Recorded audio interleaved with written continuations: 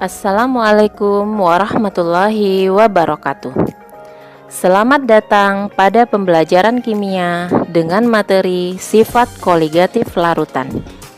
Sebelum kita masuk ke materi sifat koligatif larutan, Ibu mau mengingatkan kembali Ananda tentang definisi larutan.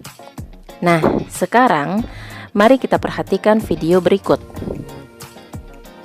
Misalnya, Ibu mempunyai 250 ml air yang dituangkan ke dalam sebuah gelas. Lalu, Ibu tambahkan 1 sendok gula pasir. Nah, kemudian Ibu aduk-aduk sampai gulanya larut. Nah, sekarang Ibu tidak bisa lagi membedakan mana air dan mana gulanya. Kenapa? Karena antara air dan gula tadi sudah tercampur secara sempurna. Nah, campuran yang tercampur secara sempurna ini disebut dengan campuran homogen. Campuran homogen inilah yang dinamakan dengan larutan. Nah, sekarang pasti Ananda sudah bisa mendefinisikan apa itu larutan. Larutan adalah campuran homogen antara pelarut dan zat terlarut. Pada contoh yang Ibu berikan tadi, yang berperan sebagai pelarut adalah air, sedangkan zat terlarutnya adalah gula. Ananda semuanya, ternyata larutan memiliki sifat khas. Sifat khas ini disebut dengan sifat koligatif larutan. Apa itu sifat koligatif larutan? Sifat koligatif larutan adalah sifat-sifat larutan yang hanya bergantung pada jumlah partikel zat terlarut, tetapi tidak tergantung kepada jenis atau identitas partikel zat terlarut. Misalnya, Ibu memiliki 2 larutan, yang satu larutan gula dan yang satu lagi larutan urea. Jika jumlah partikel dari gula di dalam larutan gula dan jumlah partikel dari urea di dalam larutan urea sama banyak, maka besar sifat koligatifnya akan sama besar juga. Nah, sekarang Ananda sudah mengerti apa itu sifat koligatif larutan? Sekarang, apa saja yang termasuk sifat koligatif larutan? Sifat koligatif larutan yang akan kita pelajari pada kesempatan ini ada 4. Yang pertama, penurunan tekanan uap. Yang kedua, penurunan titik beku. Yang ketiga, kenaikan titik didih. Dan yang keempat, tekanan osmotik. Nah, pada kesempatan kali ini, Ibu akan menjelaskan apa saja penerapan atau aplikasi sifat koligatif larutan dalam kehidupan sehari-hari. Sifat koligatif larutan yang pertama adalah penurunan tekanan uap. Nah, kira-kira apa saja aplikasi atau penerapan penurunan tekanan uap ini dalam kehidupan sehari-hari? Sekarang Ibu mau kasih satu contoh penerapannya, yaitu fenomena laut mati. Laut mati ini kita ketahui dia berada di negara Yordania. Ananda tahu tidak?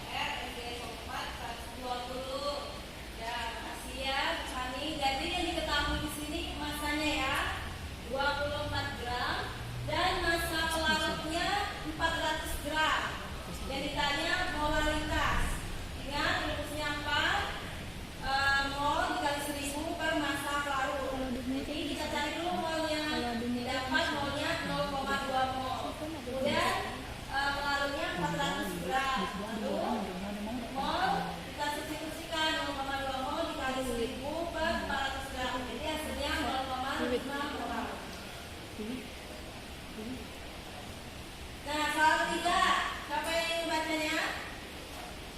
Ya semua. Hitunglah persimol glukosa dalam kandungan glukosa 36%, NN glukosa 180 dan NN airnya 18. Ketahui massa larutan dianggap sebesar 100 gram sehingga massa glukosa sama dengan 36 gram dan massa airnya 64 gram. Ditanya S air dan S glukosa. Ya, jadi kita cari mol glukosanya terlebih dahulu. Jadi mol glukosa sama dengan 36 gram per 180 gram per mol. Didapatkan hasilnya 0,2 mol. Kemudian untuk mol air itu 64 gram per 18 gram per mol. Didapatkan hasilnya 3,56 mol. Jadi maka fraksi mol glukosa itu didapatkan 0,2 mol sama per 0,2 ditambah 3,56 mol. Jadi hasilnya 0,053. Dan untuk fraksi mol air itu 3,56 mol airnya dibagi 0,2 ditambah 3,56 dari mol glukosa ditambah mol air. Hasilnya 0,947. Dan baiklah, ada yang ingin ditanyakan dari penjelasan itu tadi? Ya Bu. Ya, jadi sebelum untuk memantapkan pengetahuan anak-anak Ibu, maka Ibu akan memberikan lembar kerja siswa ya. Di sini Ibu akan memberikan reward ya atau penghargaan jika kalian bisa menjawab ke depan. Oke?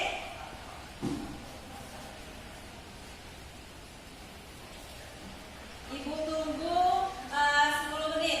Cukup nggak tuh waktunya 10 menit? Cukup. Ya, cukup.